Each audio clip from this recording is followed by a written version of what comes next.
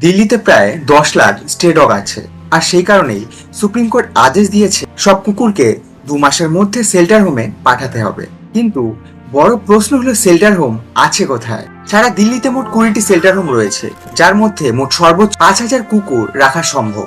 কিন্তু যদি 10 লাখ কুকুরকে শেল্টার হোমে রাখতে হয়, তাহলে অন্তত 2000 শেল্টার হোম বানাতে হবে। কিন্তু তার জন্য নেই ম্যান পাওয়ার, নেই ল্যান্ডস, নেই ফান্ড। যে দিল্লিতে প্রায় 3 লাখ মানুষ ফুটপাতে ঘুমায়, ফ্লাইওভারের নিচে কিংবা মন্দিরের আশেপাশে কিংবা রেলওয়ে স্টেশনে রাত কাটায়, সেই দিল্লিতে এখন ডগদের জন্য প্লেস বানানোর পরিকল্পনা হচ্ছে।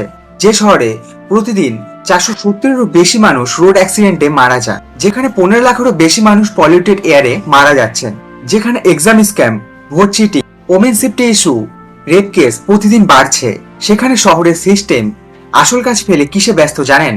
ডগদের শেল্টার হোমে পাঠানোর পরিকল্পনায়। কিন্তু আসল প্রবলেম স্ট্রে ডগ নয়, আসল প্রবলেম হলো মানুষদের স্ট্রে মাইন্ডসেট, যাদের হাতে পাওয়ার আছে কিন্তু হৃদয়ে নেই কোনো মানবতা। এখন 4 লেগ ডগদের চিকিৎসার ব্যবস্থা হচ্ছে ঠিকই, কিন্তু এই 2 লেগ ডগ যারা রাস্তায় এখন ঘুরে বেড়াচ্ছে, মেয়েদের জীবন দুর্বিষহ করে তুলছে, তাদের জন্য কি কোনো শেল্টার হোম হতে পারে না? আসল প্রবলেম কি সত্যি স্ট্রে ডগ নাকি মানুষের স্ট্রে মাইন্ডসেট? কমেন্টে আপনার মতামত অবশ্যই লিখবেন।